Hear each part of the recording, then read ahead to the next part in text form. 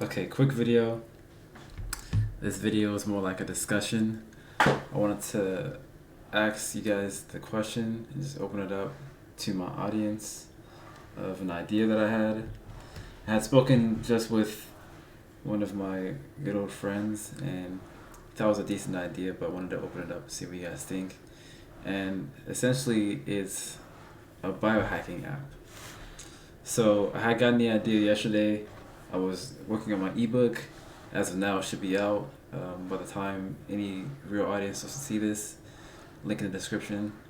But essentially, the idea of the app is to allow people to essentially change their genes.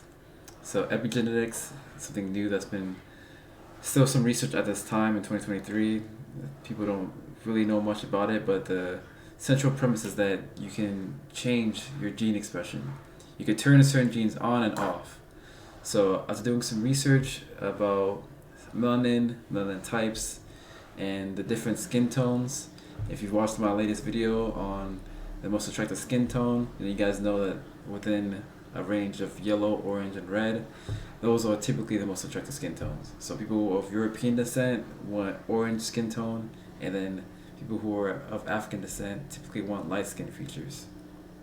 And there's some real science to this. Knowing this, I've done a bit of research, and you, depending on where you are within the Fitzpatrick scale of being a ginger with very much a skin tone that's burns and it's hard to tan, or an African really dark skin tone that has a hard time becoming lighter, you can do certain things, you can eat certain meals, you can live a certain lifestyle that would actually change your genes. So I had been talking with AI and asking it certain questions about what meals our ancestors would have ate. So as an African, what an African would eat in the 1600s, and it gave me a bunch of lists about certain fruits and vegetables, and eat greens, broccoli as vegetables, and a bunch of vitamin C. And they would have more so suffered in terms of diet when it comes to vitamins, such as vitamin D. Whereas if you're of European descent, you actually would have had a lot of issues getting enough vitamin C, which is very interesting. Because apparently, when you're black, the sun isn't enough in order to get your vitamin D. Whereas if you're European, it's easier for you to get vitamin D because your skin doesn't block that. Whereas our skin, depending on how much dark you are, you struggle to get enough vitamin D that you need for your body. But you don't get that with black people. They can get enough vitamin C and it's fine. But Europeans do have that issue, such a thing as scurvy. But that would typically happen whenever you'd go on like pirate ventures and voyages. They'd have issue getting enough vitamin C, which I thought that was very interesting.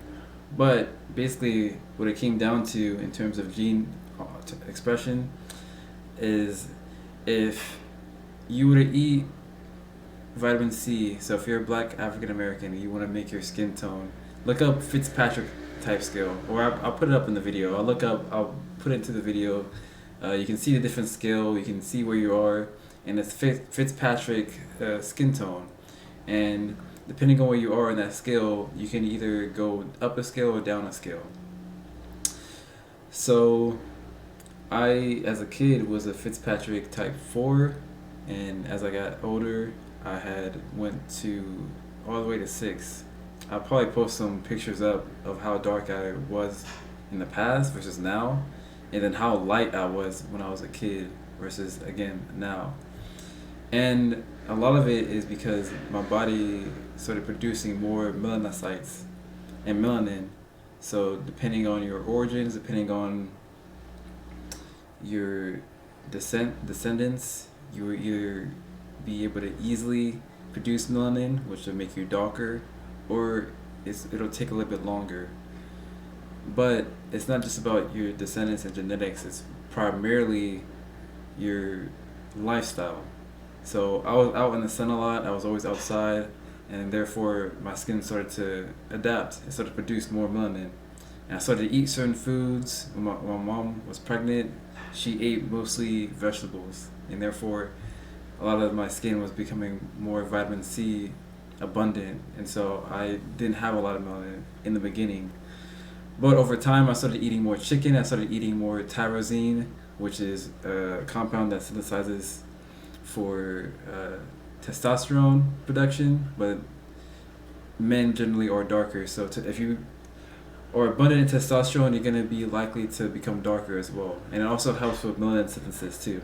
So if you eat meals that help with the compound tyrosine, such as chicken, I believe turkey, and just a lot of primarily meat, then you're gonna be helping with your melanin synthesis. Whereas if you take that compound out and you primarily put your diet with vitamin C that inhibits melanin production, then you're going to be making your skin become lighter. That, along with staying out of the sun, and it's winter time now, compound with that together, you're going to notice your skin tone start to change a lot. And basically, the idea is for AI to be ahead of that. Like, all that information out there that I just said, you guys wouldn't have to do the research on that. AI would know all of it. So I had been talking with it, and we were able to figure out exactly the meal plan that anybody would pretty much need in order to decide whether they want to make themselves more melanin prone, as in darker, or they want to inhibit the melanin. And I'm going to pull it up right now, exactly the results that I got from the AI.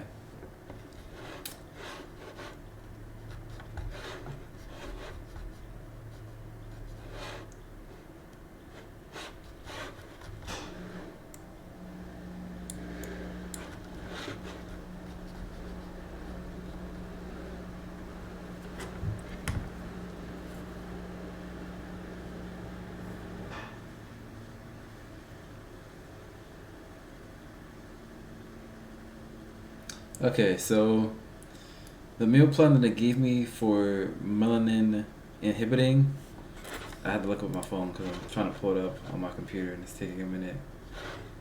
For melanin inhibition, or to inhibit melanin, for breakfast you'd have to eat bananas and green tea. So that'd be very small. It was oatmeal, and then not banana. It was oatmeal and blueberries. I kind of changed the meal plan for myself because I like to eat eggs. So I made it perfect where I kind of mixed it both. But it was oatmeal, and then it was green tea. And then for lunch, it was spinach, blueberries, carrots, and a turkey sandwich. This is for lunch in order to inhibit melanin. For dinner, it gave me asparagus, and it gave me... Okay, hold on. I'm looking it up now. Give me asparagus and bell peppers because it's topped with vitamin C. It's loaded with vitamin C. Okay, now for the support melanin production if you want to become darker. Breakfast, scrambled eggs, which is rich in tyrosine, avocado toast on whole grain bread, avocado for vitamin E and whole grains for zinc, orange juice, vitamin C for overall skin health. Again, this is melanin production. So this is if you want to become darker. If you're somebody who is like a ginger, for example, and you're really light, or you're pale, which, as you guys seen in maybe if you read the book, or if you watch my previous videos, pale skin just gets the shit kicked out of it in terms of movies. Like if you look at all the bad guys, they all have pale skin. You look at aliens, zombies, vampires, they all have really, really pale skin. It's just simply not ideal for attraction. It's just a lot of the bad guys are seen as having blue eyes and pale skin, which I guess is very alien-like and otherworldly. So if you want to become a little bit more darker in order to be overall more attractive, then this is the meal for you. So again, breakfast, scrambled eggs, tyrosine compound, avocado toast on whole grain bread, avocado, vitamin E, orange juice, vitamin C. For lunch, you'd eat grilled chicken sandwich with dark leafy greens, spinach and seeds and nuts. You'd eat also quinoa or brown rice, whole grains for zinc, and then you'd have a fruit salad with bananas and berries. A snack that you'd have in between is Greek yogurt with almonds, which is rich in tyrosine again, and carrot sticks for vitamin A. For dinner, you would have grilled salmon, rich in tyrosine and vitamin E, steamed broccoli, vitamin A and vitamin C, and sweet potato. So in order to inhibit melanin, you want to have oatmeal topped with strawberries, vitamin C, which strawberries, as I had been looking up and talking with AI, it was something that was rich in the European countries, whereas strawberries was not at all seen in Africa. So that's just a little tidbit of information for you. You have green tea for antioxidants, because if your body has a lot of oxidation and it's suffering from inflammation, then if you get a cut on your arm, once it starts to heal, it becomes like purple. Or if you get a bruise on your arm, it starts to become purple. Well, that's melanin production. So that's inflammation on a certain body part, and your body's gonna produce melanin. That's what happens. Whereas if your body is completely healed and healthy, you're going to have less melanin production, and you see it anytime you get an injury. But you can have an overall injured body in your body that suffers from inflammation, causing your body overall to become more inflamed and therefore darker. For lunch, you'd have turkey breast sandwich with whole grain bread, a side salad with citrus vinaigrette for vitamin C. A snack that you have in between is a handful of blueberries, so antioxidants, and then a glass of soy milk, isoflavones. I don't actually know what that is, but it's what AI gave me. And then for dinner, you'd have a baked cod with lemon juice, vitamin C, asparagus and bell peppers, rich in vitamin C, and then brown rice. So some notes is that it gave me for melanin production. You want foods rich in tyrosine, the compound, which you get primarily from meats. You want copper, zinc, and vitamins A and E to support melanin production. Poultry, fish, dairy, nuts, seeds, and certain fruits and vegetables will all help in contributing to melanin production. So producing more melanin. It didn't include this in there, but I will include it in the video. There is a difference between EU melanin and I think it's pheomelanin. So pheomelanin, your body produces, you see it within your lips. If your lips are really red, as they're supposed to be for overall attraction, it'll be red. But that's melanin, so it's colors. If you have red hair, that's pheomelanin, excuse me. And EU melanin, EU, is brown, and I believe it goes from brown to red. It's not, the pheomelanin is like yellow to orange, and the EU melanin is brown to black. There we go. So pheo is yellow to red, EU is brown to black, which is the darker melanin. So everybody produces it, but they produce different types of melanin. Whereas eating these different foods can help with changing your melanin production and the melanin type in your body slightly. So I got all this information from AI, but I think it would be nice, and I think it would be a really cool app idea for, instead of you guys having to research it and find it on the internet and having to see exactly what things you can do to change your body type, to reduce or to, depending on your lifestyle, to either reduce bone density or increase it. You can just go to the app. The app will ask you the question. It'll show you a diagram, so it'll show you pictures of what your ideal body is or ideal facial construction would be. And it would say, what do you want? It would ask you the question, how much you weigh. It would get information from you. And based on looking at all that, it could just create a whole diet plan for you, a whole lifestyle plan for you.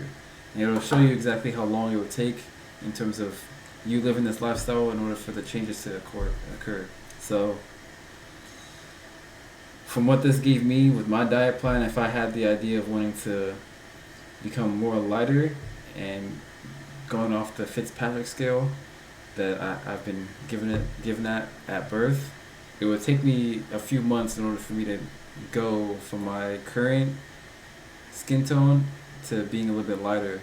It took me a few months of staying out of the sun and eating that diet that I just mentioned now, in order for me to go back a tone. But that's kind of cool, isn't it? I feel as though that would be very helpful for a lot of people. I know there are many people who wish they could low-key change skin tones, but most people don't believe they can. We just have this idea that you have genes and you're stuck with it. Not at all. According to this, not at all. You can change your skin tone. You can change your body. You can change if you're somebody who is really big. You can change your body weight. You're not stuck with the same body that you're given at birth. I don't believe that at all. If you have really wide shoulders as a woman, but you want to reduce it, yeah, there's things you can do. Like we all know this with transgenderism. Like we know that somebody can go from having very masculine type hips to wider hips. You can go from having very small shoulders to just taking an injection and suddenly your body starts to expand. Your shoulders start to become wider when you start to change to having more masculine features.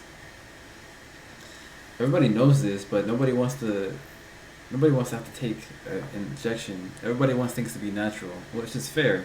I don't want to have to do anything to increase my testosterone that feels unnatural to me either.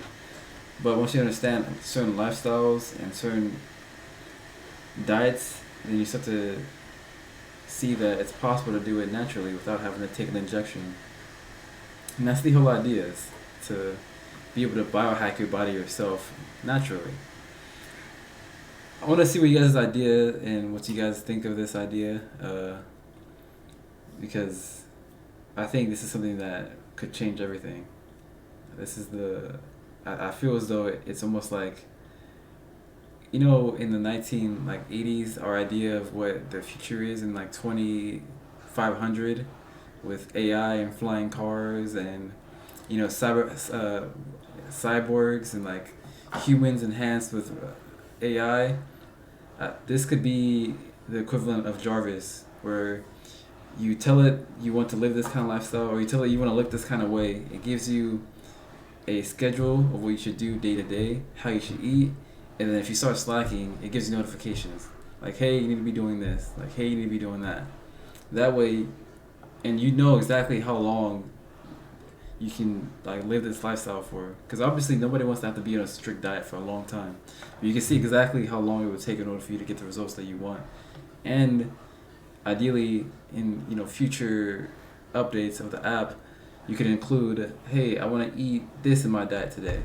Well, you'd see in real time, the app would be able to predict exactly, and it will show you by like a diagram, okay, this is what's happening to your body. Since you added French toast today, well, now you're going to be slightly darker because of it. Now you're going to be slightly lighter because of it. You're deviating a little bit from the plan based on this diet that you ate.